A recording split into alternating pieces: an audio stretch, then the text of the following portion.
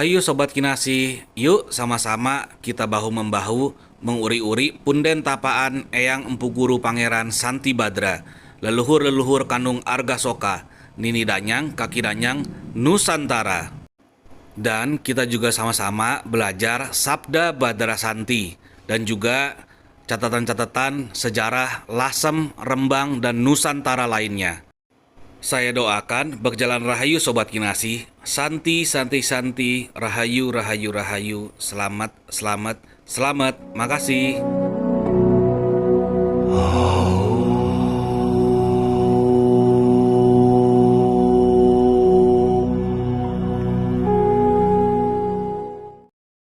Sahabat-sahabat Rembang TV, kali ini tim Rembang TV berada di Puncak Panggang, Desa Dadapan, Kecamatan Sedan, Kabupaten Rembang, dan bersama dengan dulur-dulur yang sangat istimewa yang berada di samping saya. Yang pertama ada Suhucung. Suhucung. Apa kabar Suhucung? Baik, baik, baik. Gimana kabar Mas Eksan? Alhamdulillah, baik. Suhucung ini dari Jakarta, dan beliau merupakan salah satu putra wayah Lasem. Waduh. Cabang Jakarta. Cabang Jakarta. Kemudian yang kedua ada Pak Wong. Pak Wong, apa kabar Pak?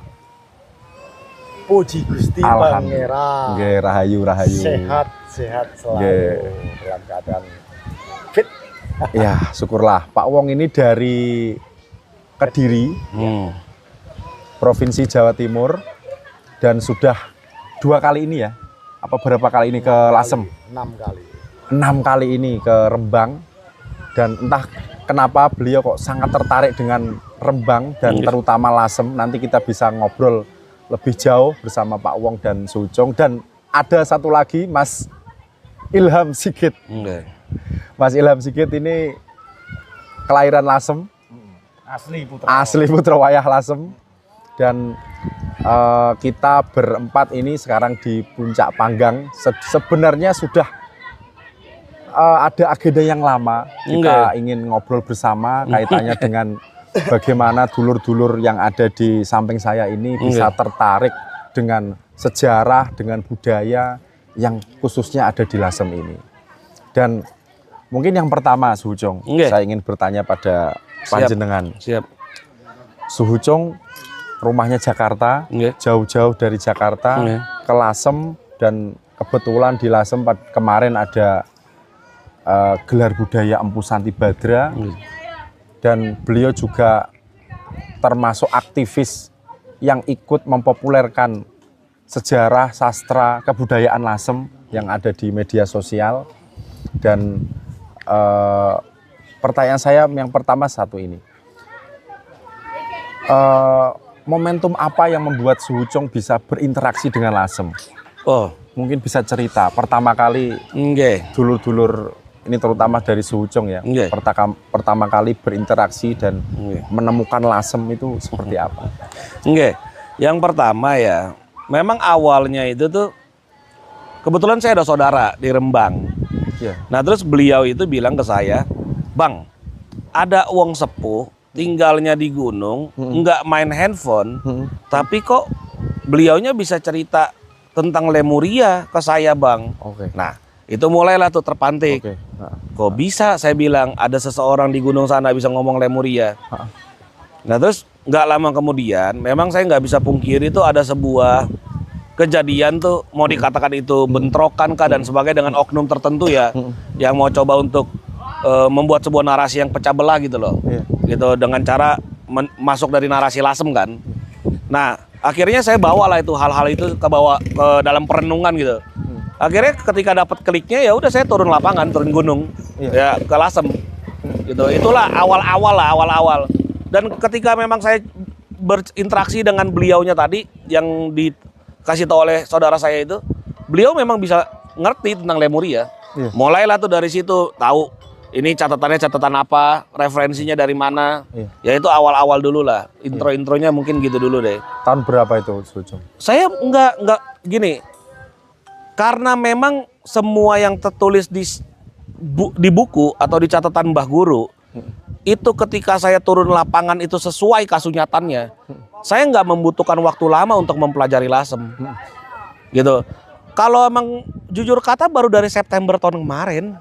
Oke.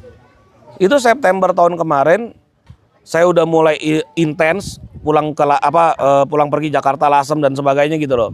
Ya saya nggak butuh waktu lama untuk benar-benar bisa mempelajari lasem, dan kalau udah turun lapangan nggak ada lagi yang bisa kamu dustakan dan kamu elakkan.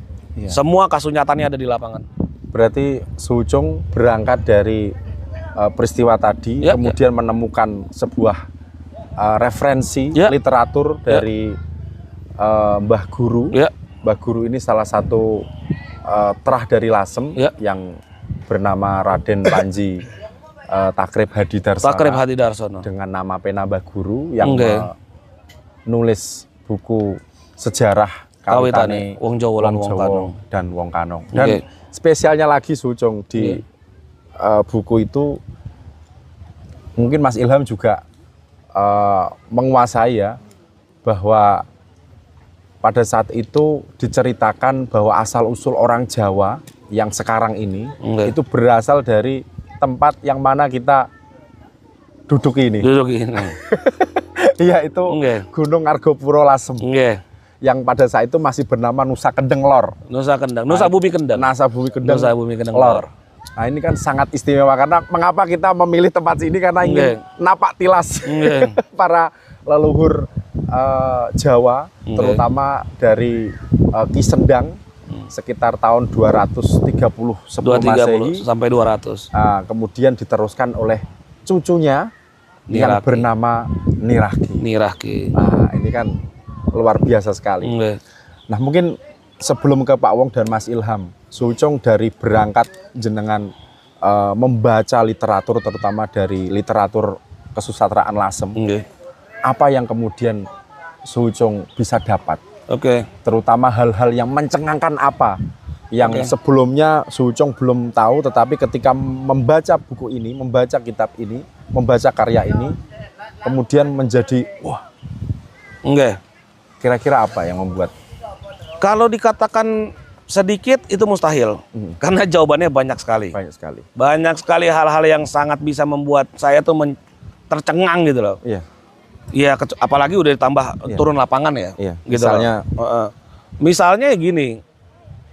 Semua yang dikatakan seperti zaman-zaman mau di Wong Linggonya atau Kalinggaannya ya kalau saya bilang.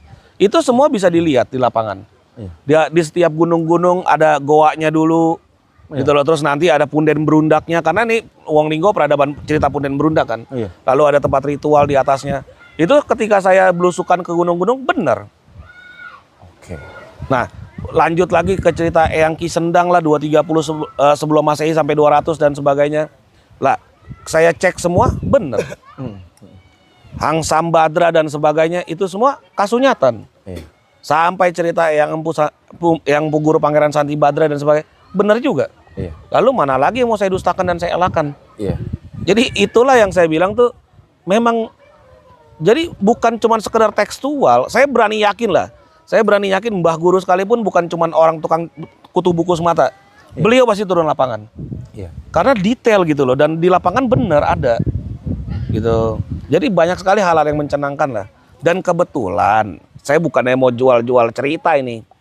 Kebetulan secara keleluhuran saya sekalipun memang nyambung. Gitu loh. Nah, jadi saya nggak bisa lagi memungkiri lagi. Makanya saya kalau ke Punden Tapan saya bilang ya saya balik saya ke Bumi Lasem ini bilangnya balas budi. Iya. Ada cerita balas budinya. Ya nggak bisa dipungkiri. Ya anggap aja ini sebuah apa ya? Sebuah jeripayah saya lah. Iya. Untuk Baik. nguri-nguri leluhur dan juga dan lain-lainnya lagi. Ya. Jadi perlu kita pahami bahwa penonton Rembang TV mungkin orang umum ya. Orang umum, orang yang mungkin ingin perlu kita berikan literasi kaitannya dengan terutama dengan sumber-sumber literasi asli yang ditulis oleh orang Lasem sendiri. Betul. Nah, mungkin banyak penonton yang mungkin baru mengenal siapa itu Santi Badra. Oke. Siapa itu Dewi Simaha. Nggih. Tokoh-tokoh yang adulayonya berada di Punden Tapaan. Dan Nggih. siapa itu Ki Sendang dan siapa itu Empu Widyabodro. Nggih. Mungkin Sucung atau Pak Wong atau Mas Ilham nanti bisa Boleh, mau siap ini. menjelaskan karena ini perlu juga kita coro boso pemerintah ini sosialisasi. Nggih, nggih. Karena ketika Sucung mengcaption Ki Sendang, mengcaption Santi Badra, orang-orang yang mungkin baru mendengar itu pasti akan bertanya-tanya. Oke. Siapa beliau? Apa Oke. kegiatan beliau? Apa nilai-nilai yang Oke. beliau? Mungkin bisa Oke, diceritakan. saya izin ya, mungkin Iya. akan menyita waktu agak lama Iya, sedikit, tapi nggak saya apa-apa. coba recap Siap. dengan Lama sederhana. juga nggak apa-apa. Ya Pak Wong ya. Oke. Yang pertama, kalau andaikan kita mau membedah tentang Bumi Lasem ini, kalau mau skip dikit ke arah 230 sebelum Masehi, itu udah masuk era Ki Sendang ya. Jadi jauh sebelum ribuan tahun sebelum Masehi itu orang-orang Chow dari Tiongkok sana tuh dia mengembara gitu loh. Sampailah masuk ke Tiongkok Selatan terus munggah segoro ke Hainan kan atau Nanhai kan, sebuah pulau lah di selatan Tiongkok itu. Nah dari Nanhai itu mereka akhirnya kan berlabuhnya ke Sampit, ke Kalimantan. Nah dia Nusa akhirnya Brunei. Nusa Brunei kalau di catatan Mbak Guru. Nah, lalu mereka jadi dong wong-wong Sampit di sana di teluk-teluk situ kan, Iya. gitu. Nah naasnya di kemudian harinya terjadilah sebuah pagebluk. Oke. Gitu. Ini udah skip lagi nih, mereka udah beranak pandemi. Mereka udah beranak pinak lah dan sebagainya lah. Dan kebetulan di tahun 230 sebelum Masehi naasnya ada pandemi. Nah, dikatakannya sogrok weteng lah, mungkin berhubungan dengan perut kayak muntabir atau apa gitu loh ya. Iya, Mungkin ya bisa iya. dikatakan ya. Sogrok weteng Iya, dia bilang gitu sogrok loh. Nah, udah kayak begitu. Wong-wong Sampit itu mereka mempercayai kalau mereka itu nyebrang segoro, Iya. ya maka kan dikias gitu loh, ditolak balanya oleh Huaruna kan atau Nogobaruna kan, Iya. penguasa laut kan. Iya. Gitu. Nah, mereka itu akhirnya dikepalailah oleh seseorang. Ini kelahiran udah Nusantara. Kelahiran Tanjung Mata Layur Kalimantan. Oke. Namanya Ki Sendang. Sendang. Salah satu Gitu. tokoh ya? Salah satu tokoh nih. Nah, Ki Sendang itu punya istri nanti Nyi Sendang, punya cucu. Ini memang nggak tertuliskan beliau punya anak atau enggak, Iya. tapi tertuliskan punya cucu. Oke. Namanya Niraki kan, Iya. punya suami namanya Hang Lelesi, Iya. seorang dampuawang tuh kata dikatakan tuh. Nah udah kayak begitu, akhirnya akhirnya Ki Sendang inilah yang mengkepalai wong-wong Sampit ini, terus mereka migrasi gitu loh. Dari Kalimantan pergi ke Nusa Bumi Kendeng. Iya. Dulu tanah Jawa dibilangnya Nusa Bumi Kendeng. Iya. Karena dia kepisah ada gunung, terbatasi oleh gunung, ada lor, ada kidul. Nah, mereka mendarat di lor. Gitu. Nah, ketika di lor mereka mendarat, mereka lihat sekitar dan sebagainya gitu loh. Nah, mereka akhirnya terkesima lah dengan kualitas mulia dari banteng betina. Iya. Banteng wadon kata dia Iya. gitu. Nah, akhirnya dipanggil lah Jawi gitu loh. Oke. Akhirnya pulaunya diganti namanya Pulau Jawa, Jawa. Wongnya jadi Wong Jowo. Nah, itulah cikal bakal kawitan awal itu. Dari bumi sini. Dari bumi sini. Itu makanya saya bisa bilang bahwa ini bumi Ibu Lasem. Oke. Kalau saya bilangnya ibu ya, Ibu Lasem ya bumi Lasem kah dan sebagainya gitu. Nah, akhirnya kan mereka membuat sebuah kedatuan lah dikatakan kan, namanya Tanjung Putri kan. Iya. Gitu. Nah, di sananya Tanjung Mata Layur, di sininya dia bikin Tanjung Putri. Nah, sekarang jadi Tanjung Sari tuh. Ada di belakang kita Ada, ini pas desa makanya nih. Tanjung Sari. Gitu. Nah, udah kayak begitu, akhirnya jadi pionir dan sebagainya. Ki Sendangnya akhirnya beliau wafat di 200 sebelum Masehi dan dikremasi kalau kita bilang sekarang diabulayonkan lah. Iya. Nah, kira-kira kan dipendem kan di sebuah tempat di Tuk dan Sumber itulah. Iya. Nah, cuman reliknya yang di Punden Tapaan. Iya, disimpan Gitu, di sana. disimpan di sana. Relik itu berarti sisa atau peninggalan? Begini, relik itu dari beberapa sumber ya, kayak cerita Mbah Karsit lah dan sebagainya. Dan mungkin dari keleluhuran saya sekalipun, saya bisa menyimpulkan relik itu tuh sisa-sisa tulang yang nggak hancur gitu loh ketika dikremasi gitu loh. Kan ada tulang-tulang yang keras kan, bisa juga mungkin gigi lah dan Iya. sebagainya gitu. Nah itulah yang dikatakan relik gitu. Nah penempatan atau istilah penitikan di Punden Tapaan sekalipun, itu saya berani yakin bukan tempat ngacak, Oke. tidak random. Oke. Gitu, karena dulunya juga bekas petilasan Nini Ampu lah dan sebagainya. Nah, ini Nini Ampu juga harusnya dibahas ini. Oke. Nah, kalau menurut kajian saya, Nini Ampu itu adalah Nyi Sendang. Nah, Istrinya Ki Sendang. Kenapa saya bisa katakan gitu? Pemuka ajaran Huning, ya, kalau kalian detail nih, ketika mereka turun dari kapal dan sebagainya, siapa yang memimpin ritualnya? Yang istilahnya nyembah dan sebagainya, terus ini gitu. Nyi Sendang ngambil lemak disaurin dan sebagainya. Nyi Sendang gitu loh. Dan memang itu karena gini, vital ya itu. karena nggak bisa dipungkiri bahwa memang ada sebuah peran besar wanita gitu loh di dahulunya. Bahkan bantengnya sekalipun banteng wadon. Banteng ya, Jawi, Gitu. Jawi. Belum kita tarik lagi nih sampai ke cerita Lemurianya lah, Wong Linggonya lah. Ini yang paling simpel. Kenapa Wong Linggo ritualnya ke bulan? Oke. Matahari itu misalnya layaknya ayah, bapak, berarti bulan apa? Ibu. Iya dong. Kalau Iya. matahari itu maskulin, ibu apa? Feminim. Bulan apa? Feminim. Oke. Jadi memang tuh ada sebuah peran-peran wanita besar gitu loh di Nusantara ini. Oke. Mungkin Gitu. sebelum dilanjut rokok dulu nggak apa-apa. Boleh. Biar masuk kodamnya katanya. Kopi nih, pesen kopi. Nggih. Nggak apa-apa rokok, tapi rokok Iya. asbae. Asbak bebas ini. Blokong aja. Gede lagi. Iya. Besar di dunia. Udah. Makasih. Oke, lanjut. Jadi memang tuh nggak bisa dipungkiri ada sebuah kurikulum mulia gitu, kesan yang mau ditampilkan itu memang peran besar wanita gitu di Nusantara ini. Sejak Ki Sendang bahkan. Bahkan Wong Linggo, bahkan saya bisa Iya. klaim Lemurianya sekalipun. Oke. Karena Lemuria itu dia lebih arah feminim loh. Oke. Gitu loh. Walaupun saya nggak pungkiri ya ada bab persatuannya nanti maskulin sama feminimnya ya. Oke. Tapi lebih dikedepankan keratuan makanya. Sabdo Pandito ya Sabdo Pandito Ratu kok. Iya, bukan. Iya. Sabto Iya, istilahnya. Iya. masuk Iya. Iya dah. Termasuk ada istilah ibu pertiwi, Iya, ibu bumi. Iya, oke. Yo. Nih, Indonesia Raya ya kan? Iya. Tanah suci dan tanah sakti. Setia menjaga ibu sejati. Oke. Ayo, Tidak bapak sejati. ayo, gimana itu? Tapi kenapa? Ayo. Ibu kota nggak ada bapak kota. Nah. nggak ada kota. Bupati juga. Terus coba deh kalian lebih detail lagi di Punden Tapan itu ya. Itu ada 5 tokoh. Tapi kok ada cowok, cewek, cowok. Ayo. Iya. Itu pun juga petilasan ini ampuh loh. Iya. Wanita juga, ibu juga. Setia menjaga ibu sejati. Ayo. Saya berani klaim itu semua asalnya cikal bakalnya dari Lasem, Ilham Mulianya itu. Kalau Ilham Sigit ini. Iya. Oke. Oke. Tadi berarti sampai Ki Sendang. Ki Sendang, Terus Niraki, peralihan ke Niraki. terus mungkin bisa dilanjutkan lagi. Terus Niraki sekalipun itu juga nggak bisa dipungkiri kan akhirnya kan duet lah dengan suaminya Hang Lelesi itu kan. Nah terus akhirnya turun itu cewek semua loh, wanita semua, ibu semua loh. Sampailah pada akhirnya keturunan Niraki itu membuka sebuah tempat baru lah atau desa baru namanya Terahan. Di utara. Iya, sini juga. Ya, di utara. Terahan Gitu. sekarang masuk di kecamatan Sluke. Oke. Sluke. Oke. Terus akhir-akhirnya kan mereka kan dibilangnya Jawa Purwo kan, Jawa gitu loh, grup Jawa Purwo kan. Nanti ada Jawa Sampung lah, terus berubah jadi Jawa Iya. Pegon lah. Iya. Barulah kita skip dikit ya 115 di Tuban itu ada seseorang namanya Hang Suwan. Hang Suwan. Nah dia mendeklarasikan lah, dia mempersatukan Jawa Purwo dengan Jawa Pegon. Iya. Jadilah Nusa Jawa Dwipa, gitu loh dideklarasikan di Tuban.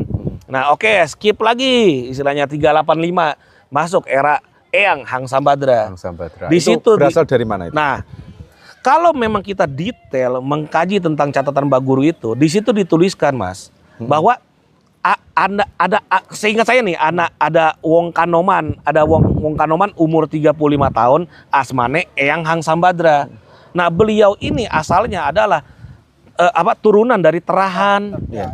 Terah Terdake dari balik lagi dari ada Nirakinya, ada sampai Ki Sendangnya. Iya. Karena di situ tertulis loh Wong Banjar Terahan itu. Kan dari Hang Nggih. Suwan, Hang Lelesi. Nah, Oh, ya. dari cerita marga sekalipun ada sebuah kecocokan.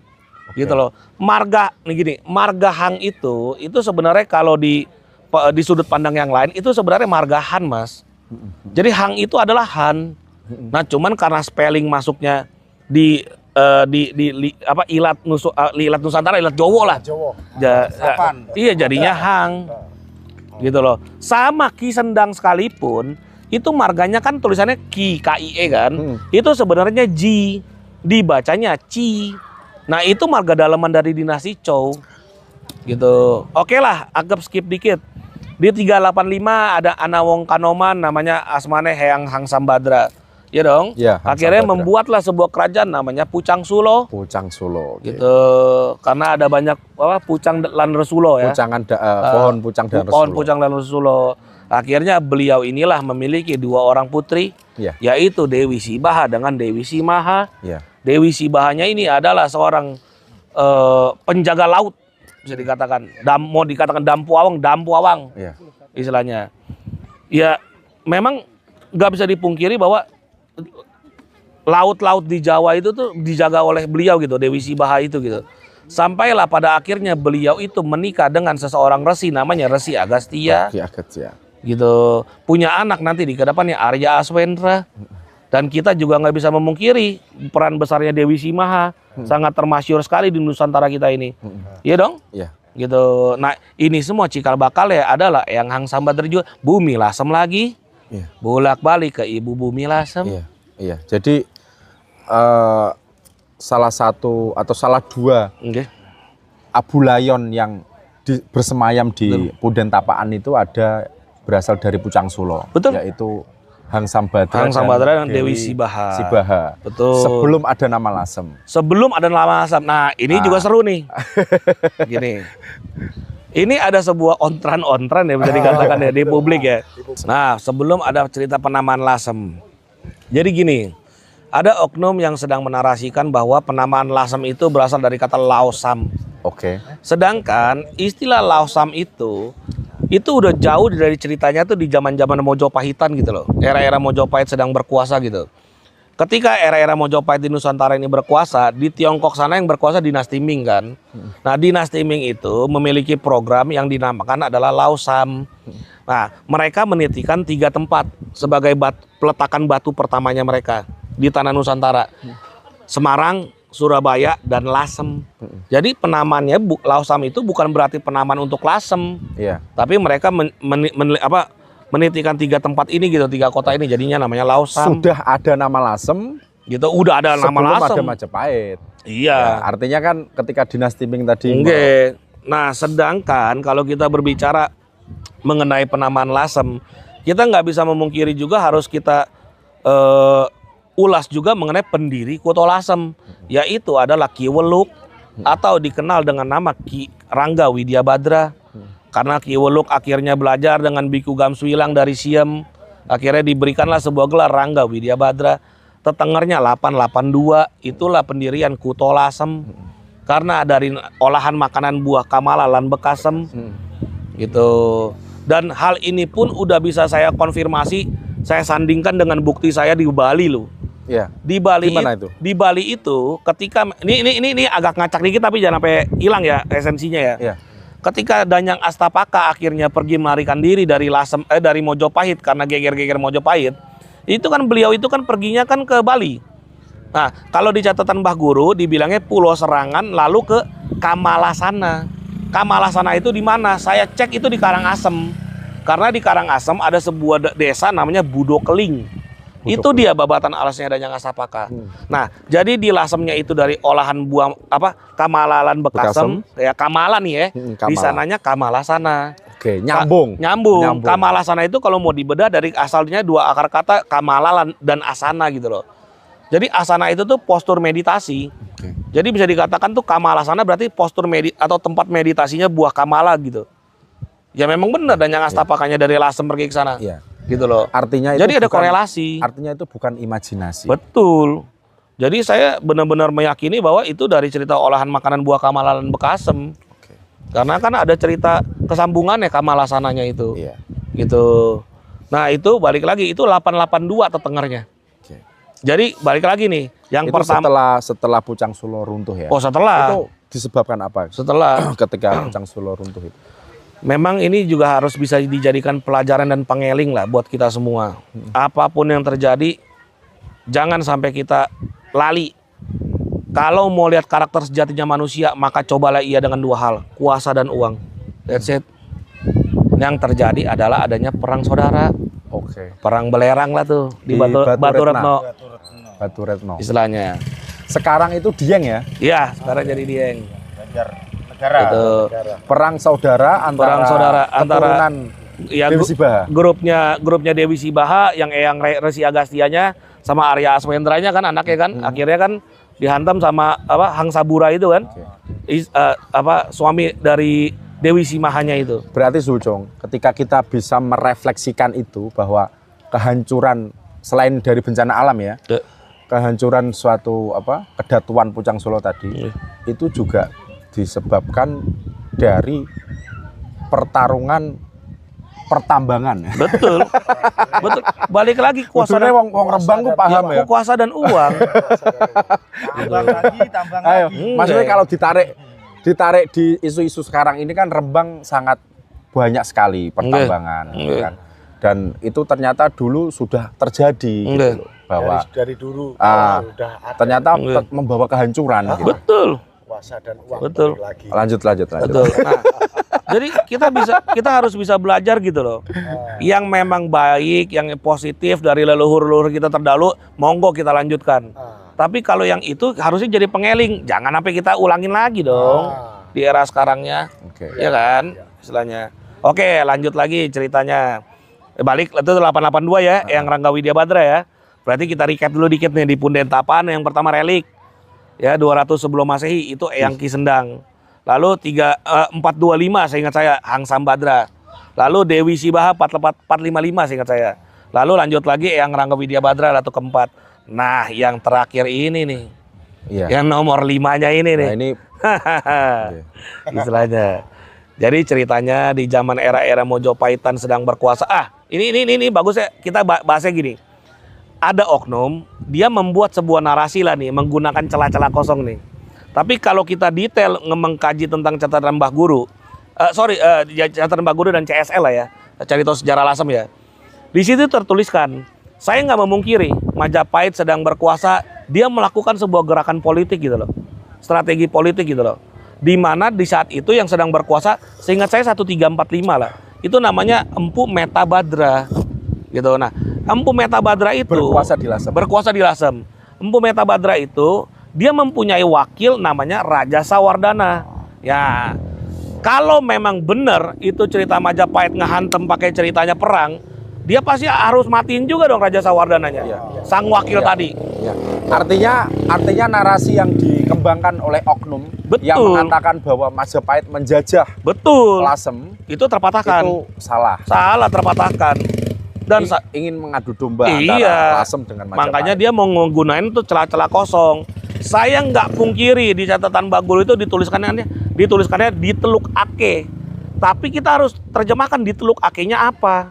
Nah ternyata ini cuma sebuah langkah politik. Dan saya sudah konfirmasi itu di Bali.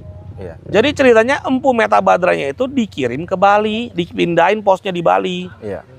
Gitu loh, dimutasi lah. Iya. Maka dari itu sang wakil naik Raja Sawardananya Menjadi suami dan akhirnya menjadi suami dari Ibu Lasem Bre Dewi Indu, Bre Lasem dan Dampu Awang. Iya, dan Dampu Awangnya Lasem lah ceritanya. Jadi nggak masuk dan terpatahkan gitu narasi pecah belahnya oknum tersebut. Gitu, dan ini harus kita gaungkan di publik sekalipun. Ya, jangan sampai terbawah. Iyalah. Karena kalau kita sampai Mungkin gini Pak. terbawah, Di bawah. yang jelas nggak nutup kemungkinan kita ke depannya akan ya ikut-ikutan disuruh perang. Enggak.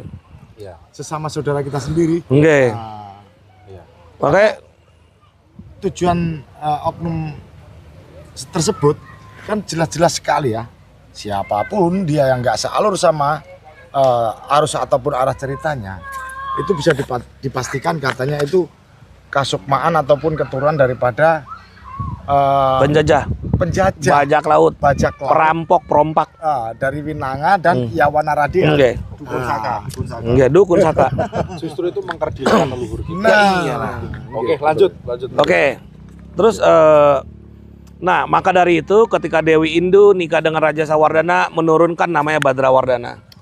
Badrawardana Wijaya, terus menurunkannya Wijaya Badra. Ya dong, sampailah pada Eyang Badranala. Nah, di saat Eyang Badranala ini ada seseorang dari grup Cempo lah. Gitu. Ini memang salah satu punggawanya Laksamana Cengho. Gitu. Nah, adalah seseorang dari Cempo atau Kamboja itu yang bernama Binang Un. Binang Un ini punya istri namanya Nalini. Nah, dari Binangun sama Nalini punya anak namanya Binangna sama Binangti. Nah, Binangti inilah yang nanti akhirnya menikah dengan Eyang Badranala gitu. Dan Eyang Binangti ini juga harus dipahami bahwa memiliki nama Nuswantoronya. Gitu, nama Jawanya namanya Winarti Kumuda Wardani. Gitu. Dari pernikahan beliau akhirnya memiliki 2 orang putra. Eyang Wirabajra dengan Eyang Santi Badra. Nah, inilah nanti cikal bakalnya yang ada tokoh kelimanya itu di Punden Tapaan. Eyang Empu Guru Pangeran Santi Badra. Dan ini yang harus kita bahas dan harus kita ulas benar-benar kupas abis lah. Reading saya ini. Gitu. Iya bener. Gitu. Gitu. Iya. Tapi sebelum itu kita iklan dulu. Kita iklan dulu. Oke. Oke. Kopi dulu. Karena Lah dulu. nggak ada kopinya. Harusnya minumnya gini. Begini. Pak, biar kelihatan. Begini. Jadi bergaya seperti kayak Kopi Lasem, kopi paling enak dan nggak bikin kembung. masuk tuh iklannya. Harus begitu. Kita coba bahas ya sekarang. Fokus ke Eyang Santi Badra. Eyang Santi Badra menikah dengan seseorang yang bernama Eyang Putri Dewi Sukati.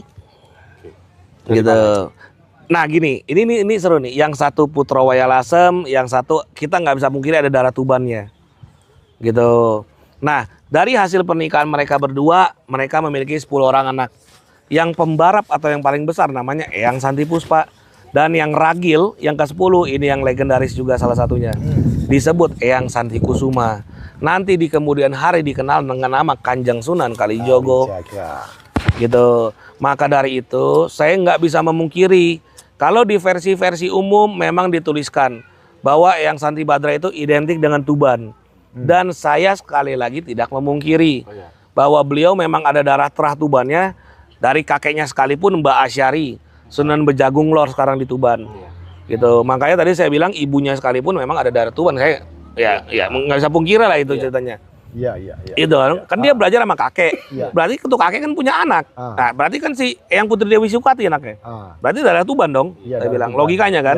Nah, berarti kan ada cerita Lasem sama Tuban nih. Gitu. Nah, Asem dari pihak Romo atau Romo. Bapak ya toh. tapi kalau mau bilang Putro Waya, memang mau nggak mau kan kita harus lihat dong lahirnya di mana, udah simpel. Nah. Ini Lasem. Lasem. Saya Ya, bilang. itu yang kemudian menjadi apa ya? Perdebatan. sedikit perdebatan karena ya. sumber carita sejarah Lasem dengan babat tanah Jawi misalnya. Oke. Tapi itu sama-sama Tumenggung Wilwatikta. Nah, itu pun nanti harus dibahas. Ya. Dari mana ada cerita cikal bakal Tumenggung ing Wilwatiktanya ini? Oke, kita step by step dulu lah. Iya. Akhirnya Eyang Santi Badra memutuskan untuk menjadi Sramana lah istilahnya. Ya dong, atau kabikuan lah, ngambil jalur kerohanian, tidak mau mengambil jalur kepemerintahan lah. Eyang Santi Badra di kemudian hari di saat ayahnya mendekat mau wafat ya, ayahnya kan akhirnya membuat sebuah wasiat gitu bahwa beliau itu harus pergi menempuh ke Majapahit ring 1 kan gitu untuk mengabdi di sana lah istilahnya. Akhirnya benar digenapi oleh beliau. Di saat Eyang Santi Badra pergi ke Mojopahit ring 1 itu, dia akhirnya ditemenin oleh bisa dikatakan kakeknya juga karena adik dari Putri Nalini gitu, Eyang Nalini gitu. Namanya adalah Pandita Nawang I. Gitu, Pandita ya dibilangnya apa? Ya? Kakek lah ya jatuh-jatuhnya ya. Iya, Oke. Ditemenin oleh Pandita Nawang I. Ditemenin lagi sama 3 abdi kinasih. Ini dia nih, Jinghong, Palon, Keceruk. Itu kan yang di makam di sini kampung Ya apa ini itu yang Santi namanya? Puspa itu. Iya, loh. Santi Puspa ya. Akhirnya. Dan Oke. sekarang jadi apa itu namanya berubah jadi Saya Abu Bakar. Said Abu Bakar itu. Aduh. Oke, kita ini dulu ya, dikit-dikit ya. Iyalah. Akhirnya ketika mereka ini berlima pergi ke ring 1 Mojopahit, yang sedang berkuasa di ring 1 Mojopahit itu adalah Bray Kertabumi. Dan kebetulan di sana itu terjadi ada naasnya ada sebuah pagebluk juga lah. Itu sakit gondok. Gitu loh. Akhirnya kan yang bisa nyembuhin sakit gondok itu kan Eyang Santi Badra kan. Cuman dia harus butuhin obatnya. Gitu loh, dan dia harus mencari uyah dia bilang. Akhirnya dibuatlah sebuah misi untuk ke Gunung Kelut nyari uyahnya tadi. Nah, dipecahlah jadi 2 grup. Eyang Santi Badra ditemenin sama Kecruk. Sedangkan Pendeta Nawangi akhirnya kan diberikanlah pasraman di Duku Paruh. Ditemenin oleh Ginghong sama Palon. Ya dong, istilahnya. Nah, oke lah, skip dikit, dapat Uya dan sebagainya. Balik lagi ceritanya, sembuh nih. Makin disayang nih si Eyang Santi Badra. Disayang sama Bre Kertabumi. Nah, karena keberhasilan. Karena keberhasilannya itu yang pertama. Terus dia jago karawitan juga, jago bikin tembang sloka juga. Akhirnya Bre Kertabumi memberikan sebuah gelar kehormatan Tumenggung Ing Wilwatikta. Itulah cikal bakal Tumenggung Ing Wilwatiktanya. Ya. Mungkin tadi apa bacaan saya yang salah ya, mungkin dikoreksi. Yeah. Ketika ada penyakit gondok, Yeah. sepertinya kok di Bledukuwu. Oh iya. Iya. Kelut atau Bledukuwu? Awalnya awalnya ke Kelut dulu. Tapi enggak ketemu. Nggak ketemu gitu. Terus pindah cari ke Nggak, Ya. akhirnya cari ke Bledukuwu. Sekarang di Nggak, Gunung Kamput. Bukan. Sekarang Gunung Kamput. Itu kan sekarang kita Gunung Kelut itu Kediri kan ceritanya kan. dulunya Gunung Kamput. Gunungnya Gunung Kamput yang berada di dibilangnya. perbatasan antara tiga wilayah, Nggih, tiga kota. nggih. Satu Kediri untuk bagian utara Nggih. dan bagian selatan itu kota Blitar. Yang sebelah bagian timur itu kota Malang. Nggih. Nah, itu. Jadi terbagi dari tiga wilayah. ya berangkat dari berhasil menyembuhkan tadi ya pandemi. pandemi lagi. Nah, lagi-lagi pandemi. Yaitu gondok dengan garam. Nggih. Kemudian yang Guru Empu Santi Badra kemudian diangkat menjadi Tumenggung Ing Wilwatikta. Oke, udah kayak begitu. Ini mau cerita langsung geger Mojopahit dulu nih. Masuk ke situ. Nah, memang nggak bisa dipungkiri naasnya itu balik lagi ya. Ada sebuah konflik internal yang terjadi di Mojopahit Ring 1 lah. Gitu ya, pergeseran kekuasaan dan sebagainya gitu. Dan memang kita nggak bisa pungkiri, selain pergeseran kekuasaan terjadi juga pergeseran dalam tanda kutip ajaran.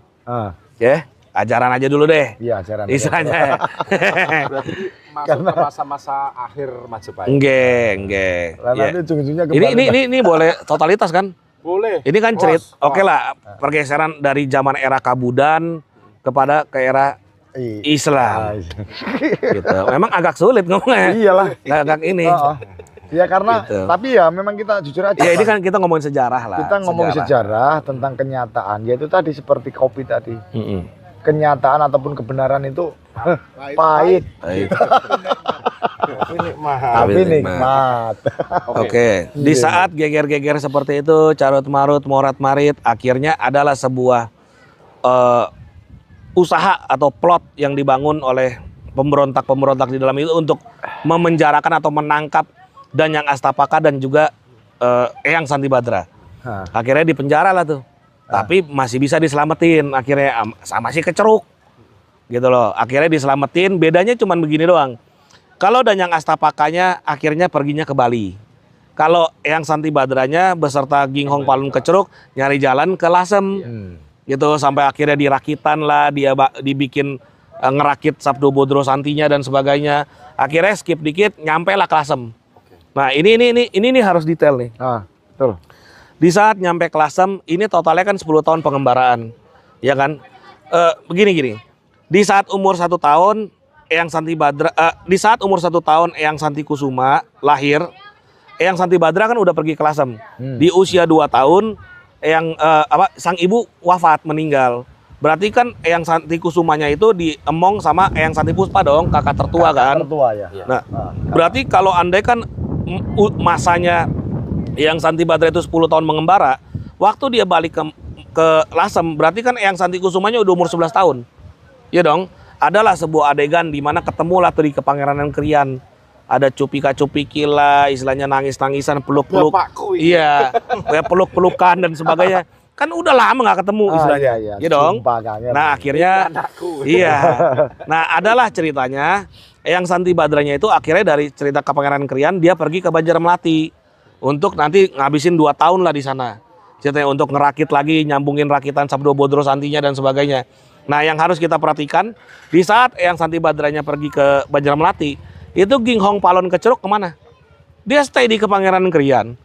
Berarti ketemu dong sama Eyang Santi Kusuma setidaknya, iya dong. Baru nanti abis itu dia pergi lagi ke ngikut ke Eyang Santi Puspa. Barulah terakhir, makanya kan makamnya barengan sama Eyang Santi Puspa tuh. Jadi satu. Gitu, jadi satu. Kiringan. Enggak, nah itu kita harus detailinnya begitu gitu. Gedung Mulia. Enggak, nah oke. Setelah dari Banjarmelati 2 tahun itu dia ngerakit Sabdo Bodro Santi lagi, lanjutin dan sebagainya. Akhirnya kan beliau itu memutuskan untuk pergi ke gunung kan. Yang sekarang jadi Punden Tapan lah tuh. Ceritanya untuk ngajarin Sabdo Bodro Santinya dan sebagainya ke siswa-siswanya lah. Adalah sebuah adegan begini. Kata salah satu anaknya Eyang Santi Badra namanya Rukmi atau Sila Rukmi lah seingat saya. Beliau itu berkata kurang lebihnya gini. Ke Eyang Santi Kusuma ya. Ini daharan, ini salinan buat ayah kamu. Kamu sering-sering lah. Mungkin mungkin gitulah. Pergilah tuh ke gunung, ketemu sama papa kamu, ayah kamu. Untuk banyak sinau-sinau. Sebenar lah tuh dijalanin sama si Eyang Santi Kusuma. Disitulah terjadi interaksi yang intens lah antara ayah dan anak. Gitu, 11 tambah 2 udah 13 nih ya, 13 tahun nih. Dia akhirnya intens dong ketemu sama bapaknya kan. Diajarin lah, diwujang lagi, dielingin lagi lah tuh. Dari memang kecilnya dia udah babatan alasnya itu ditempanya itu dengan ajaran Bodro Santinya itu oleh sang kakak, sekarang digeber lagi, ditempa lagi oleh sang ayah. Oke, masuk ke cerita Sabdo Palon. Siapa sabdonya milik siapa? Disabdoinnya ke siapa? TKP-nya di mana? Nih jadi nih masuk nih. Wih, dilanjut. Ini cerita masuk. Tapi Nyambung, akhir Oke. Majapahit. tapi sebentar dulu ngomong-ngomong ya tetap kopi lah. Saya kopi lagi. Jangan terlalu tegang. Kopi. Kopi dulu. Kopi. Ah. Pak Wong juga bisa ikut Oke. menambahi nasi. Oke. Siap. Tapi nanti versinya tentang apa itu? Tentang daleman. Oke. Oke, cerita yang Sabdo Palon dulu. Yuk. Di saat carut marut, morat marit, transisi kekuasaan dan juga ajaran tersebut, memang terjadilah sebuah pangeling pamungkas atau sabdo pamungkas dari ayah ke anak. Kurang lebihnya kalau mau dibahasakan dengan sederhana begini. Nak, kata dia, zaman morat marit, carut marut seperti ini dikatakan zaman Kali Yuga. Zaman Kali Yuga seperti ini harus dijaga sama orang yang bijaksana dan juga kendel. Bisa katakan kurang lebihnya gitulah. Iya.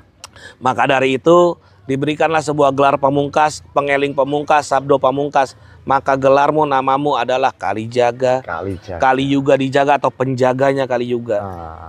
Maka dari itu nggak heran kalau andaikan ini titik tengah atau jalan tengah. Gitu loh, supaya istilahnya jangan melebar kemana-mana ini konfliknya nih. Antara dua Gitu. keyakinan ya. Artinya Iya, mendamaikan. Iya, transisi kekuasaan dan juga ajaran lah. Kekuasaan Istilahnya mendamaikan lah, merukunkan, mempersatukan gitu loh. Ini harus berdiri di tengah nih gimana? Iya. Gitu. Dan itu solusi terbaik. Dan itu solusi terbaik. Maka dari itu siapakah yang Sabdo Palon? Ya Eyang Santi Badra. Sabdonya milik siapa? Diwojangnya kemana? Disabdoinnya? Ya dong. TKP-nya di mana? Ya udah, TKP-nya Punden Tapaan. Sabdonya pertama milik siapa? Ya milik ayahnya. Diwojangnya atau disabdokannya kemana? Ke anaknya, Eyang Santi Kusuma. Berarti sabdonya apa ya? Kalijaganya itu, penjaganya Kali Yuga. Bukan Joko Kali ya. Bukan Joko Kali. Kalinya di mana? Ampun. Saya bilang. Itu kan sebetulnya cuman apa ya, kiasan ataupun apa ya? Ya untuk mendamaikan suatu ajaran tadi. Supaya kedepannya jangan sampai ada benturan ataupun terjadi seperti masa lampau yang pernah terjadi di era. Iya. Karena di beberapa peradaban besar, terutama di daerah Asia Selatan, Asia Timur, itu Islamisasi itu perang. Iya, betul. Di India itu perang. Sampai sekarang malah ya Pakistan sampai sama sekarang, India itu ya. perang. Maksudnya berdarah gitu loh. Iya. Tetapi di Nusantara ini itu kok tidak seperti itu gitu. Makanya ini ada apa? Oke. Itu baru satu faktor loh, saya katakan. Iya dong. Nah, faktor yang kedua, kita skip dikit, mundur dikit lagi lah. Jadi gini, kalau di versi umum dikatakan bahwa ini lekat sekali ada Brawijaya 5 didampingi oleh 2 penasihat spiritual. Ya dong, Eyang Semar atau Sabdo Palon beserta dengan Noyo Genggong. Siapakah 2 penasihat spiritual ini? Balik lagi yang tadi saya bilang, Bre Kertabumi, ya kan? Ada 2 penasihat spiritual di situ. Eyang Santi Badra dengan Pendeta Nawang I atau Danyang Astapaka. Berarti siapakah Sabdo Palon sama Noyo Genggong? Ya Eyang Santi Badra sama Eyang Danyang Astapaka atau Pendeta Nawang I. Pandita Nawang I. Oke. 2. Senang. Semua balik lagi ke Lasem. Teka-teki Nusantara udah lo. Mau coba lu mulak-malik, murat-malit dah. Ketemunya jawabannya di Lasem. Mana lagi mau kau dustakan, kau elakan. Ini gini Bang. Kayak kan di sebelah kan banyak orang membapar tentang sejarah-sejarah kan. Nggih. Nah, tapi ya kebanyakan itu kalau ditanya ini kan sejarahnya ini A, ini B, ini C. Terus bisa ndak divalidasi? Iyalah. Ujung-ujungnya apa? Ceritanya. Jarene. Iki ono kitabe. Kebanyakan meditasi di bawah pohon kecubung. Mabok bos katanya. Itu yang ada selama ini Bang. Saya kan penasaran ini Bang. Setiap kali dengar saya kejar. Ujung-ujungnya yaitu tadi Jarene. Saya juga belajar di sana. Nah, dikejar lagi, ujung-ujungnya juga Jarene.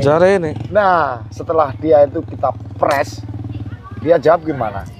Kalau pengen tahu tentang kebenarannya, ya datanglah ke Belanda.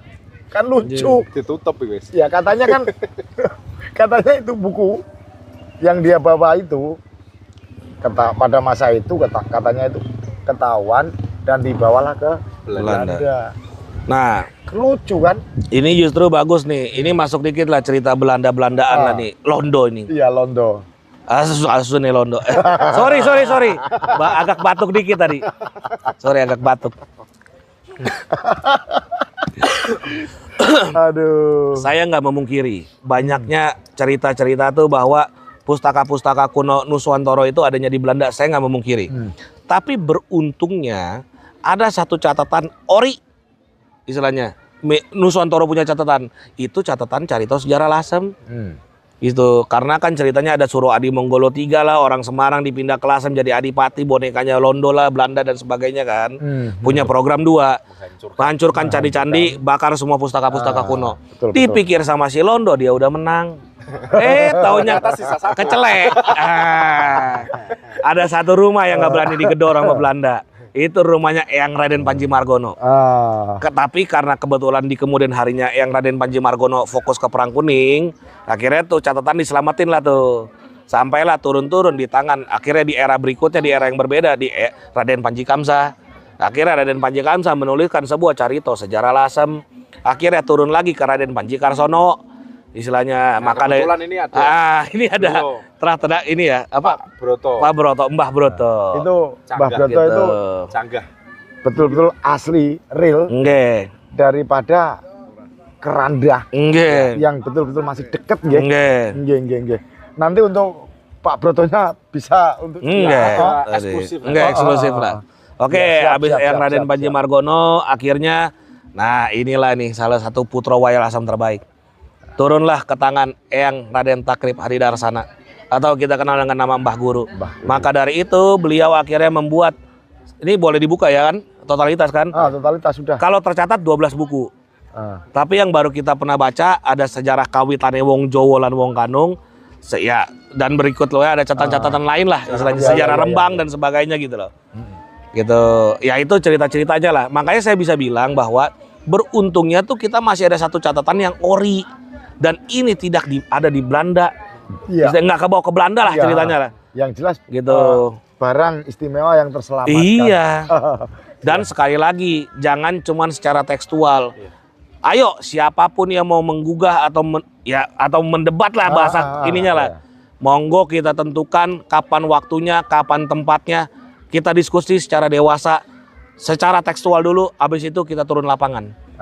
Ini nantang. Nggak masalah, nggak masalah. Yang penting secara dewasa kita kajinya. Gelar Iya, karpet Ya, merah ya. gelar karpet merah. Gitu. Kita siap. Kalau kesatria Kanung nih, kesatria Badra, gampang bos. Berani gelar, berani gulung, Nah. ya dong. Berani buka, berani tutup. Lu berani gugat, harus berani bangun. Gitu, simple. Tapi Gitu. kemarin-kemarin sih kayak oknum itu kalau saya ambil kesimpulannya dia berani apa namanya Menggelar. bukan itu gugat lah. Berani gugat tapi dia lari. Gitu. Habis gugat lari. Kesatria kecubung ya begitu. Jadi lucu lagi gini bang ceritanya. Nah, ujung-ujungnya dia kata berani gugat. Habis itu dia lari. Katanya punya prinsip wong Jawa itu ngalah, ngalih, Ngado, ngilang, ngeblok. Ngeblok akun. Sulit. Iya itu. Jadi tiap kali dikejar ujung-ujungnya itu tadi ngeblok, tapalah di bawah pohon kecubung katanya naik ke kayangan. Naikin layangan bukan Asu nelondo. Gitu kodenya. Aduh. Mesti batuk dulu. Jadi menarik sekali Sujong, Pak Wong dan Mas Ilham kaitannya dengan ternyata Lasem ini dalam proses membentuk dan membangun Nusantara kemudian Indonesia itu memiliki peran yang sangat strategis. Oh iya. Oke, Peran iya. yang sangat strategis. Sangat strategis sekali.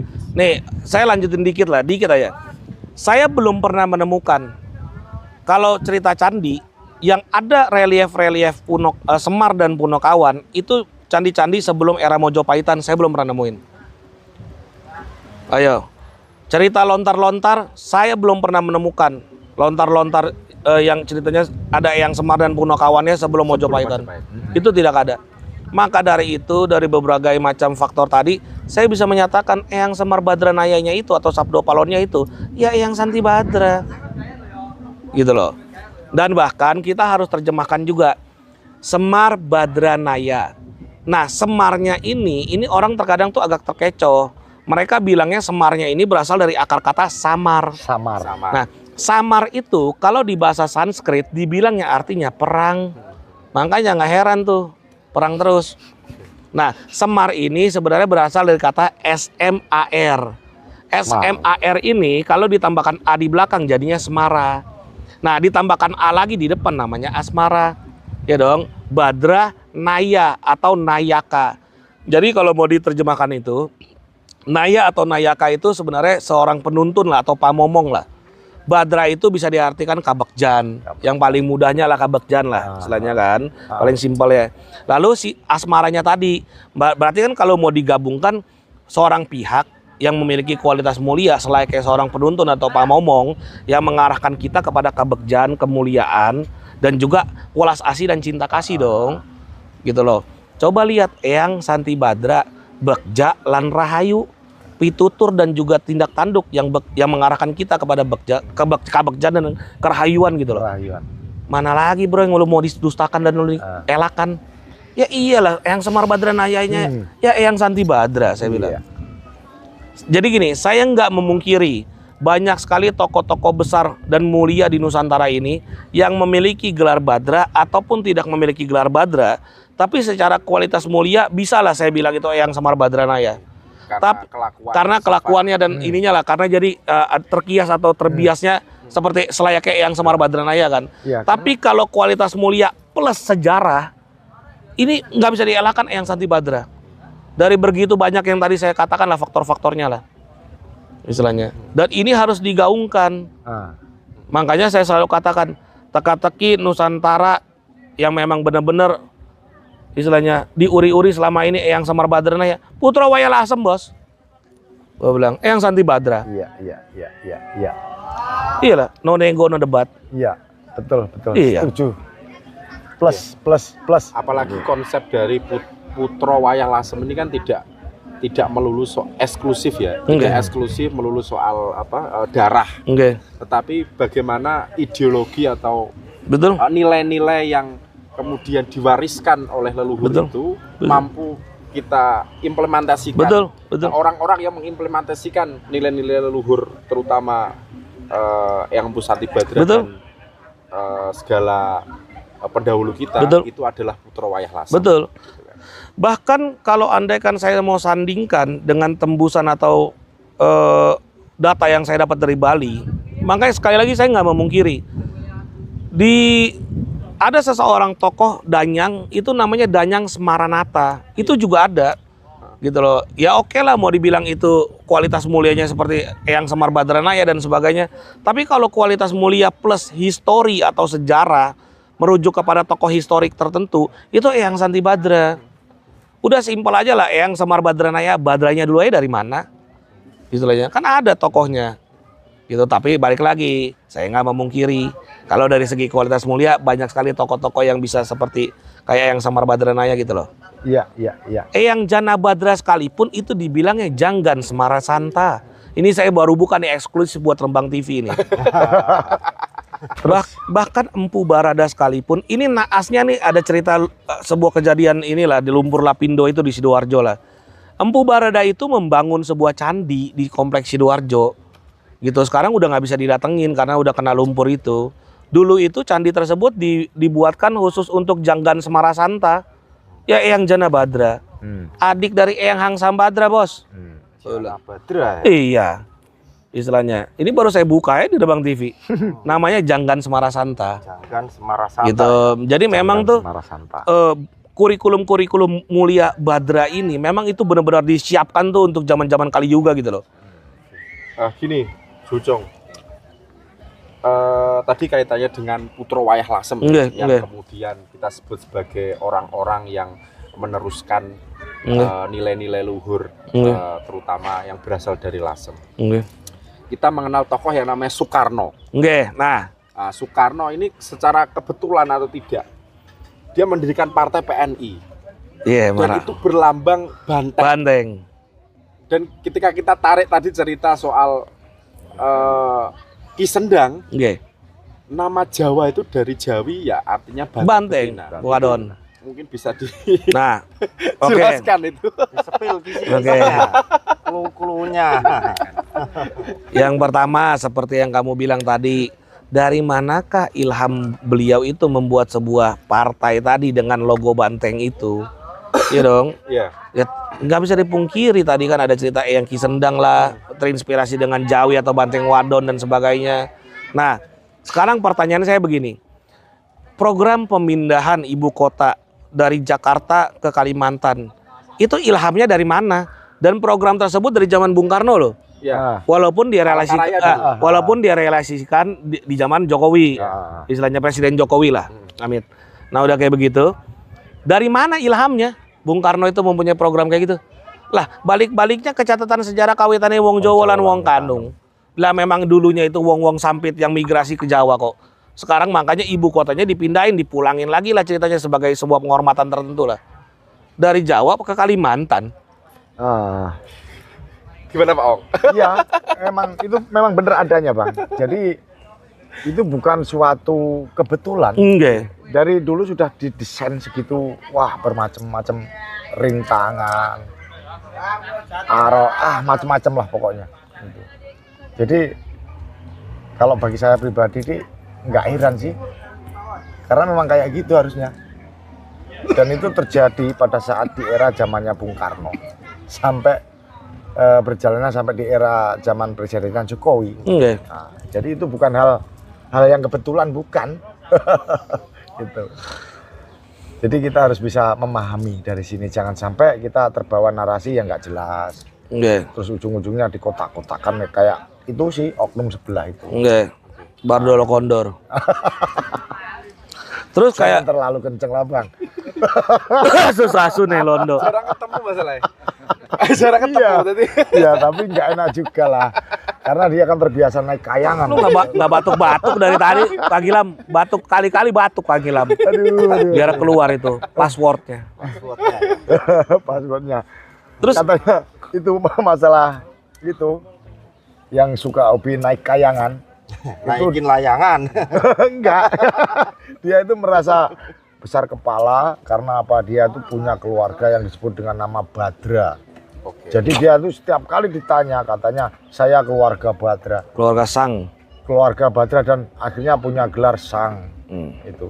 Jadi padahal dia nggak tahu ngomong keluarga Badra itu apa Badra itu sebetulnya. Oke. Nah, dan dia bilang gelarnya sang. Jadi malah kebalikan otaknya. Padahal sejatinya yang disebut dengan nama Badra itu kan gelar, bukan keluarga. Iyalah. Seperti Dampo Awang ya. Nah, itulah itu sebetulnya kan gelar daripada nama Badra tadi. Oke. Nah, kalau di era zaman sekarang dukun. Itu kan juga gelar toh, dukun sebagai putra wayahe wong Jawa kan gitu. Oke. Jadi gini, saya izin sedikit tambahkan. Badra itu adalah sebuah gelar mulia yang bisa disanding oleh seseorang jikalau memang orang tersebut orang lagi. Aduh, orang ini. Nanti olang-olangan nanti. Ketika orang tersebut itu menempuh sebuah pendidikan terlebih dahulu, dinyatakan lulus dan akhirnya ditabiskan. Baru akhirnya beliau tersebut boleh menggunakan gelar badranya tadi atau menyandang gelar badra lah. Dan naasnya oknum-oknum seperti itu, dia tuh menarasikan bahwa dari sebuah keluarga Tiongkok tertentu gitu loh, dari sebuah dinasti tertentu gitu, yang dimana dinastinya itu Babonan marga saya. Ini gimana saya ini bilang? loh, aku yang Bukan badranya. Marga saya marga Cung. Ini marga dulu ya. Ini marga dulu. Marga saya marga Cung. Itu Babonannya itu dari dinasti Sang. Ini loh yang saya bikin agak tergelitik gitu. Lah. Dia babar ngalor ngidul ditanya nggak tahu, nggak paham. Lah, awal daripada dia punya cerita ataupun narasi, dia sendiri ternyata kebalik otaknya. Iya. Nih, ini kayaknya harus dibuka lah sedikit untuk Rembang TV saya eksklusif lah. Ini nggak pernah saya ucapin. Tapi ini Mas Ilham belum bicara ini. Nggih. Ini ngomong-ngomong yang dimaksud dengan oknum itu tadi bisa disebutkan apa enggak? Nggak apa-apa. Kan katanya Los dol aja. punya. Iya. Gak ngomong kan aku sing ngedit ya. Iya. Kalau gini Kang Ilham, aku sampai ketawa batuk-batukan. Itu kalau orang Jawa bilang harus kalau punya punya istri meteng, istri hamil harus ditepuk amit-amit jabang baji kan. Gebuk Mas Wong. Iya. Oke, ini saya eksklusif buat Rembang TV ya. Ini saya sepurane lah. Apa-apa, dilos aja nggak Bukan apa-apa. yang mau ngejual-jual terah saya lah. Aduh. Saya ini lebih baik jadi tanjakan daripada cuma sekedar turunan saya bilang. Ngomongin tentang marga Cung, ya. Marga Cung itu kalau di Nusantara menjadi namanya Purnama, Bos. Jadi jangan sok-sokan ngomongin Badra. Berarti adu malah ya. Ya, iya, Badranya Makin itu tersesat. gelar. Saya terlahir sebagai Purnama ini. Ayo. Makanya itu pedang leluhur saya no. Saya nggak bawa aja tuh. Ayo, mana lagi mau kau dustakan, Bos? Ayo. Jadi saya balik lagi, naasnya begitu Mas. Dia menggunakan dari ngakunya keluarga Sang, bisa menggunakan marga dalemannya Z. Tapi giliran ditanya, marganya Cung itu dari mana Babonan nih? Nggak ngerti. Mentok ya. Mentok. Fenomena seperti itu ternyata ada ya. Ada cara masuknya sama, strateginya sama, gitu loh. Motifnya apa itu? Cacing perut Bos. Mangkok bubur, jual nasab demi nasib, buat cacing perut, mangkok bubur, sulit. Ya itu makanya, ya kalau orang Jawa bilang disebut itu, kalau punya istri hamil ya itu amit-amit jabang bayi, ada orang kayak gitu. Saya nggak memungkiri setiap orang itu memang butuh nyari rejeki lah, tapi tolong caranya yang lebih elok dan bijak. Apalagi yang lu jual-jual itu nyangkutnya ke gue lagi Bos. Giliran diminta pertanggungjawaban kagak berani, kabur-kaburan. Ini pernah Gimana? suatu ketika ya, itu berapa bulan yang lalu, saya kan tahu pada saat ada orang live TikTok ya, itu ya saya nggak mau lah sebutkan di roomnya siapa yang live. Cuman saya tahu jelas Bang Sucung ini waktu itu sempat debat keras. Jadi saya abadikan itu, saya rekam sudah 4 47 menit ya? 47 menit, iya bener. Itu 47 menit. ada itu video panas 47 Video menit malas. itu. Beneran ini. Belum Debat keras. Iyalah. Bahkan saya pribadi pada saat mau masuk ke Komalnya nggak bisa, Iya, ditutup ya. Di blok. diblokir. Kan jurusnya ngalah ngadong hilang ngeblok. Iya diblokir. Aduh, akhirnya ya itu tadi. Kalau misalkan kita punya apa ya, punya etika jelek atau gimana, udah kena dia. Beneran. Oke. Oke. Iya. Mungkin kalau kita teruskan bisa maghrib ini ya, kaitannya dengan fenomena. Tapi ini kembali ke yang Santi Badra Mas Sunan Kalijaganya Iya, aja. Oke. Kembali ke laptop. Ya mungkin ini apa ya? Nanti kita bisa lanjutkan di obrolan informal lah, kaitannya dengan tadi. Oke, Lebih oke. jeru lagi, Oke. lebih bisa menyebut nama atau dan sebagainya. Nggih. Tapi ini kaitannya dengan durasi. Mungkin pertanyaan nih, panjenengan bertiga ini bagaimana ke depan atau harapan ke depan atau apa yang kemudian ingin dilakukan, cita-cita Oke. kaitannya dengan sekarang yang ada di Lasem ini, Oke. yaitu pertama tinggalan situs banyak sekali terhampar di Lasem dan Suhucung beberapa kali juga sudah berkeliling ditemani oleh Mas Ilham. Oke. Banyak sekali makam, banyak sekali situs-situs peninggalan candi dan sebagainya. Oke. Selain itu juga ada namanya karya-karya sastra leluhur Oke. kita, karya-karya Adiluhung yang sudah terdokumentasikan, Sabtu Bodro Santi, Carita Sejarah Lasem, Sejarah Kawitane Wong Jawa lan Wong Kanung. Sejarah Rembang. Dengan adanya itu kemudian sejarah Rembang, kemudian adanya Punden Tapaan. Oke. Apa yang nanti Suhucung, Pak Wong, Mas Ilham ingin cita-citakan harapan ke depan Oke. kaitannya dengan kondisi itu? Oke. Yang pertama, kalau untuk harapan Lasem bangkit. Kalau Lasem bangkit, Nusantara bangkit. Nusantara bangkit, global dunia berubah tatanan. Kuncinya di Nusantara, di Lasem. Itu yang pertama.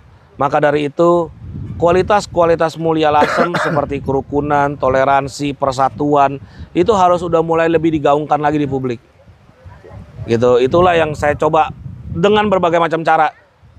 Karena Gitu. leluhur kita sudah mencontohkan itu. Oh iya, istilahnya. Terus ini balik lagi. Ini sabdo saya. Ya. Seluruh jantung akan bergetar. Seluruh mulut akan mengucap dan semua kepala akan tertunduk. Lasem, pusaka, pancer dan pemersatu. Lasem, salam Lasem. Lasem. Oke, cukup. Cukup. Pak Wong, monggo.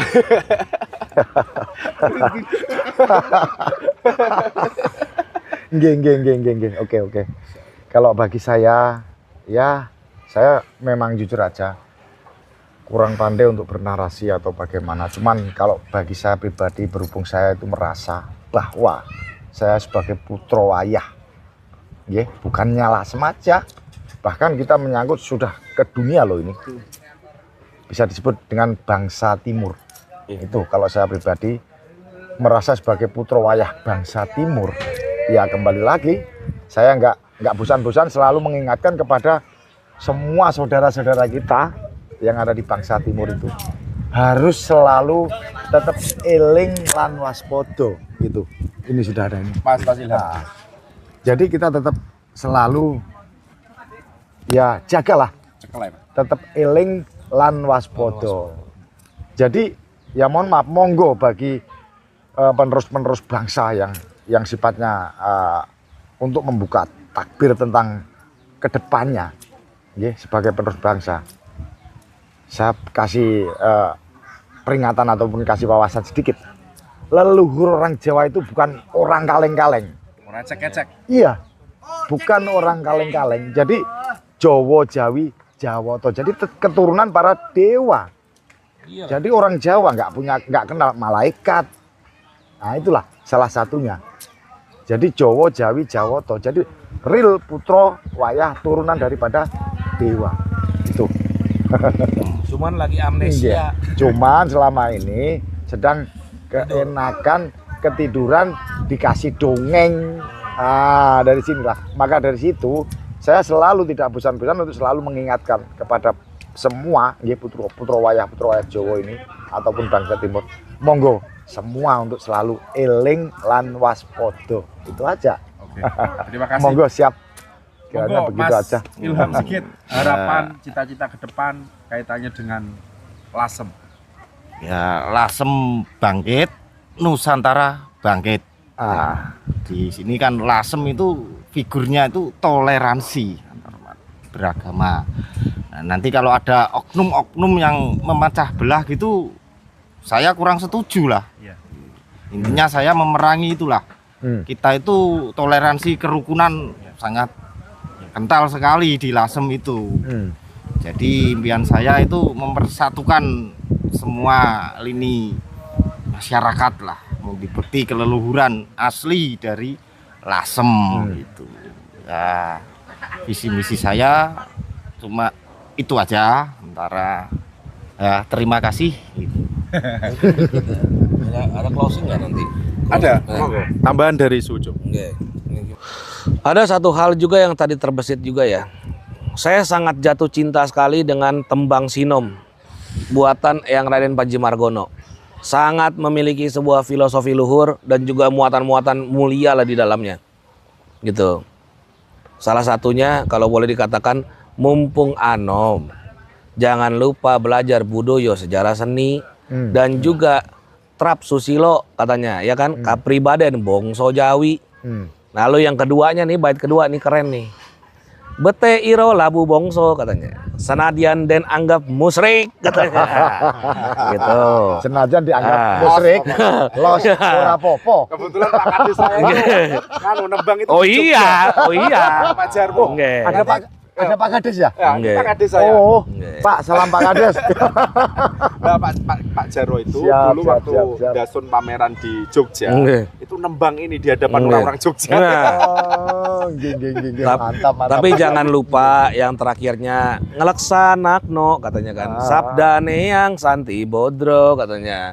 Yang penting eling lan waspodo gitu. Mungkin itu aja dulu. Bangkitlah jawi-jawi suci Nandaka Sweta. Ya. Bekja lan rahayu manuswa bodro santi. Santi rahayu selamat. Oke, sahabat-sahabat Terbang TV, kami sudah panjang lebar dan kangen-kangenan ini ya, kangen-kangenan dalam forum yang santai di lereng Gunung Argopuro Lasem atau Argo Soko yang menjadi saksi bisu perjalanan Nusantara dan termasuk perjalanan Indonesia sekarang ini. Dan dari tanah inilah lahir para leluhur-leluhur yang memiliki nilai-nilai tinggalan yang luar biasa Dan ajaran yang adiluhung yang mana kita tidak perlu jauh-jauh sebenarnya untuk mempelajari kaitannya bagaimana menjadi manusia Jawa yang baik, manusia Jawa yang benar. Betul. Dari Lasem itu kita sudah mendapatkan banyak hal. Jadi tidak perlu jauh-jauh sebenarnya. Jadi ajaran-ajaran ini kalau saya pribadi memahaminya sebagai ajaran yang universal dan ini bisa diterapkan di ajaran dan keyakinan apapun. Saya sendiri beragama Islam, tetapi saya merasa apa yang dilahirkan atau yang dikaryakan oleh leluhur-leluhur terutama Lasem ini sangat luar biasa. Betul. Terutama dalam hal politik misalnya. Di Lasem itu tidak ada yang namanya perebutan kekuasaan. Di tanah Lasem ini selama saya membaca sejarah yang mempelajari tentang Lasem, itu tidak ada yang namanya perebutan kekuasaan. Jadi itu salah satu contoh tentang politik itu yang luar biasa. Bagaimana Raden Panji Margono yang sebenarnya punya hak dan terah menjadi adipati Lasem ketika menjelang perang Lasem, tapi beliau dengan rela dan kesungguhan hati menyerahkannya kepada Oengkiat. Dan itu kan luar biasa, dan Oengkiat ini adalah representasi orang Tionghoa. Ini luar biasa sekali dan tidak kita temui mungkin di tempat-tempat yang lain. Dan ketika ada perang, ada mara bahaya, Raden Panji Margono langsung mengangkat pedang. Tidak kabur, tidak menjadi pengecut, tetapi beliau berdampingan dengan Oengkiat dan tokoh-tokoh yang lain yang tadi disebutkan oleh ada Tan Kewi, Suhucung dan Mas Ilham, Pak Wong. Kita harus bersama-sama bangkit. Iya, karena orang Jawa itu punya filosofi dengan sebutan apa kata wong Jawa ki satriya. Ya, kesatria. Itu yang dicontohkan oleh Raden Panji Margono, salah satu yang membuat kita ini loh diwarisi oleh leluhur kita tidak ecek-ecek, berjiwa kesatria. Kaleng-kaleng ngalah Kan gitu. Hilang ngeblok. Sama itu loh. Cerita Perang Kuning itu juga ada kualitas mulianya itu begini. Itu kan gabungan aliansi besar kan. Gitu loh, ada yang Raden Panji Margono, Wi Ingkiat atau Tumenggung Widyaningrat, Tan Kewi, Noyo Gimbal, dan yang daerah-daerah lain lah. Kiai Ali Badawi. Kiai Ali Badawi. Representasi Muslim. Jadi kurang lebih itu lo mau Jawa kayak, lo mau Campa kayak, Cina kayak, santri Muslim, bersatulah kita semua lah. Itu loh, jadi, harusnya kayak gitu. Apa yang kita gitu loh. obrolkan tadi itu memang tujuannya satu itu. Iya. Yaitu kita bersatu, bagaimana kita memajukan dan memerdekakan lah. Iyalah. Apa yang disebut sebagai Nusantara Indonesia ini.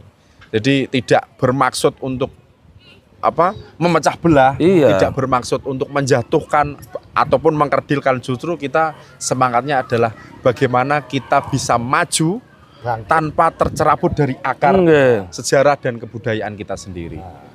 Oke, sahabat-sahabat Rembang TV, terima kasih Suhucung, terima kasih Pak Wong, Mas Ilham. Semoga forum yang hangat ini bisa menebar kemana-mana dan apa yang kita obrolkan ini bisa menjadi salah satu inspirasi lah bagi putra wayah lasem untuk bersatu padu, jangan tercerai-berai. Mari kita bersatu untuk ikut memajukan Lasem maupun Nusantara ini. Dari saya cukup sekian. Wassalamualaikum warahmatullahi wabarakatuh. Waalaikumsalam warahmatullahi wabarakatuh. Sekar mocok pat sinom grandel laras Rendru Songo karepto dening panjenenganipun Raden Panji Margono Lasem. Mumpung anom memerdaya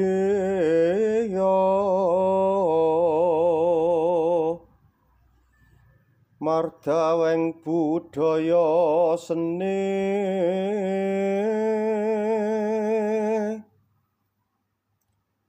trapsu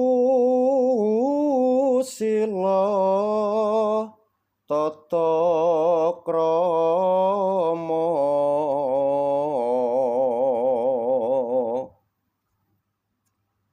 kapribaden bangsa Jawi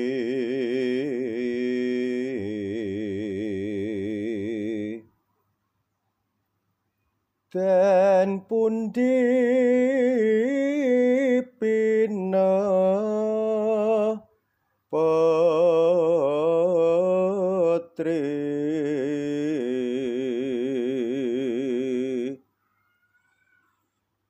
kang ning lenging trangga ulun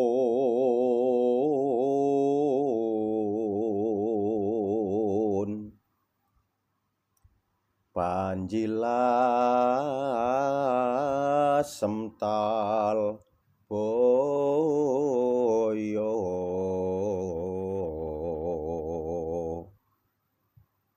klayu ngesti bodro santi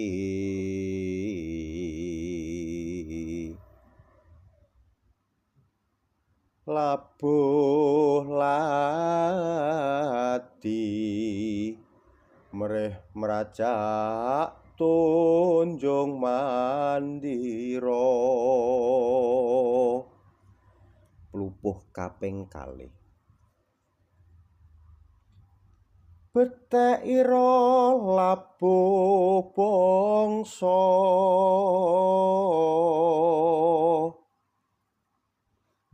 sanadyan den anggep musyrik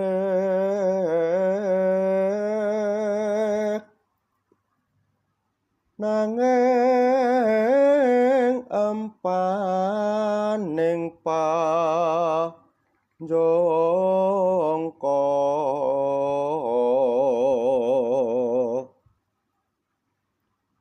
tansah muji mangastuti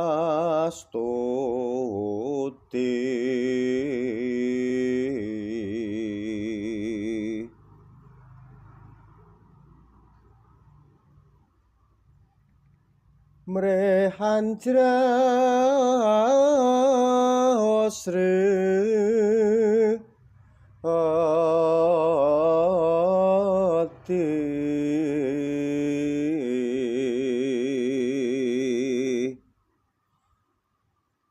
Buddha Budi Budaya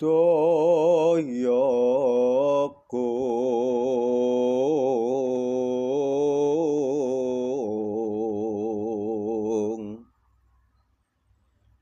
ing sakat dharma Werta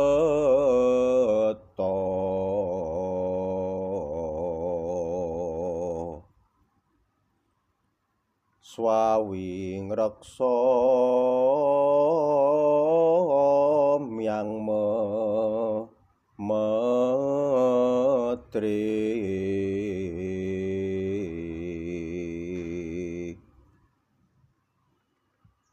ngleksanakno sabdane yang santi putra